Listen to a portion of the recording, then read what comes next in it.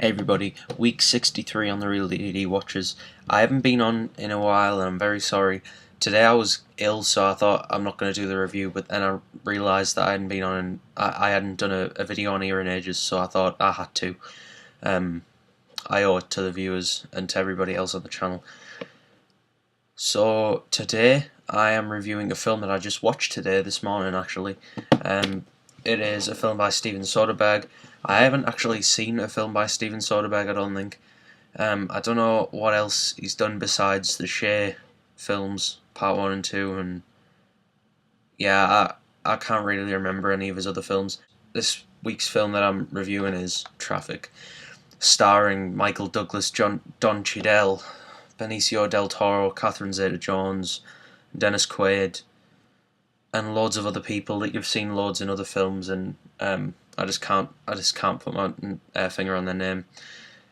This film is one of those multi-layered storyline films that that come out quite a lot, like much in the vein of Babel and Amaris Peros and all them films, but and 21 Grams. I reviewed all three of them before on here, and yeah, I'm not saying it's exactly like them films or it's anything like them, because I think them films came out after this. There's been a lot of films like this. I liken this more to Crash than any others. The newer Crash, not the Cronenberg Crash.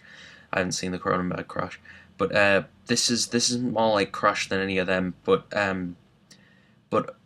it revolves around drug trafficking. That's why the film's called Traffic. It's all about all the different stages of drug trafficking and all the different people involved, like the bottom end of it. It goes all the way from the addicts to the dealers, to the suppliers, to the traffickers, and then it even goes so far as the government officials that the police the streets, and also the people who monitor people's houses and stuff.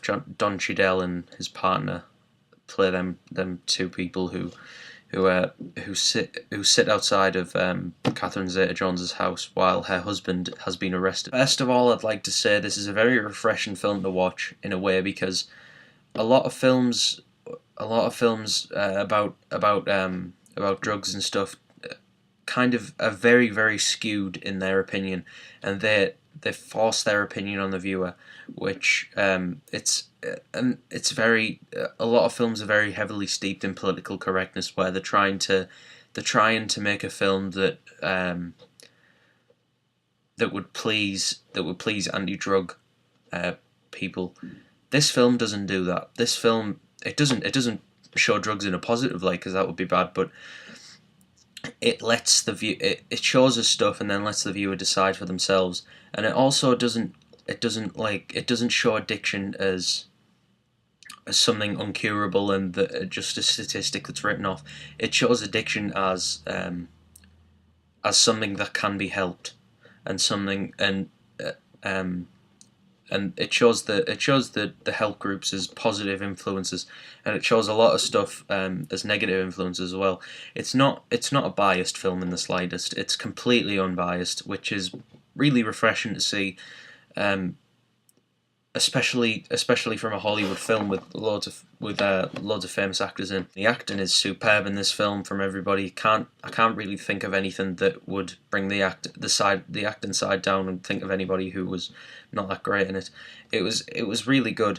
It was a really fantastic film, and it had some depressing points to it, and the ending kind of like gave it a more hopeful feeling. And that's what was needed, and it was really nice to see. It was a great film. I urge everybody to see it, and I urge people to see it at some point. Yeah, I give this film an 8 out of 10, a strong 8 out of 10. Thanks for watching, everybody. Goodbye.